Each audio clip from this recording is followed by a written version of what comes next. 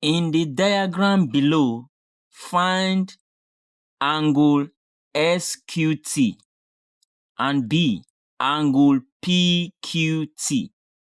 So the first question there says you find angle SQT, and this is angle SQT.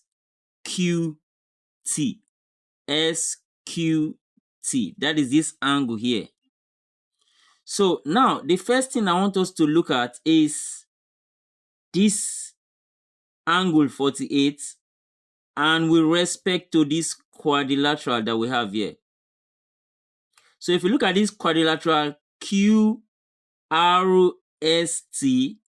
you will agree with me that all the angles of the quadrilateral are on the circumference of the circle. And what that tells us that is that it is a cyclic quadrilateral, a quadrilateral with all the edges, all the angles at the circumference of a circle. So this is a cyclic quadrilateral.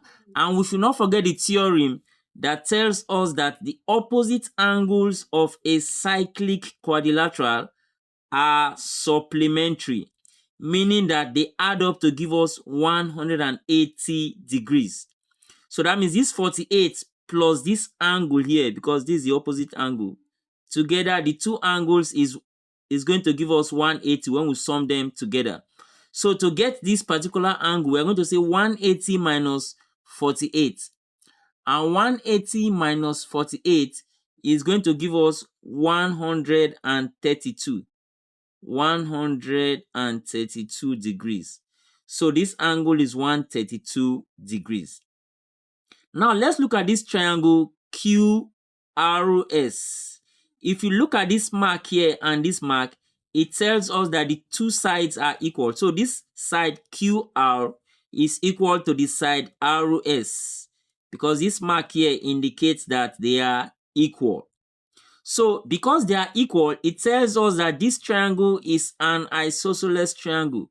A triangle where two sides are equal is an isosceles triangle. So this is an isosceles triangle. And then the base angles of an isosceles triangle are equal. So these two base angles will be equal because it is an isosceles triangle.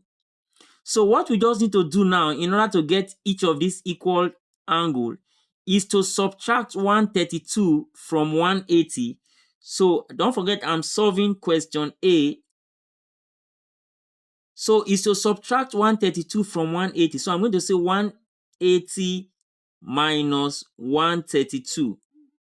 And then whatever we get, we're going to divide it by 2 because these two angles are equal. So don't forget the sum of angle in a triangle is 180. So we are subtracting this from 180 and then we divide by 2 so that we get each of these two equal angles. So 180 minus 132 is going to give us 48. And then when we divide 48 by 2, we are going to get each of these angle as equal to 24 degrees. Excuse me.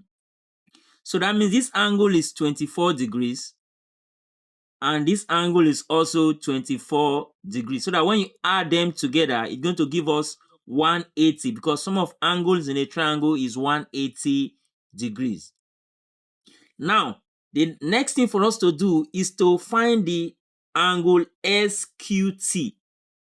That is SQT, which is this angle here. That is what we are looking for. So it will be very simple for us to get SQT since we already know this angle. And what rule is that? That alternate angles are equal. Don't forget this line is parallel to this line. And you have this transversal line joining them together. So this elbow side, which is 24, will also be equal to this elbow side, which is 24. Because they are alternate angles. And alternate angles are equal. So SQT, which is this angle here, is equal to 24 degrees. So that means we have our final answer for question A. Now let's move on to question B. Question B says we should find angle PQT. Angle PQT. So for us to find that angle PQT, which is this angle here, what we need to look at first is this PS. This PS is the diagonal of, is the diameter of the circle. Don't forget, a straight line passing through the center of the circle is a diameter.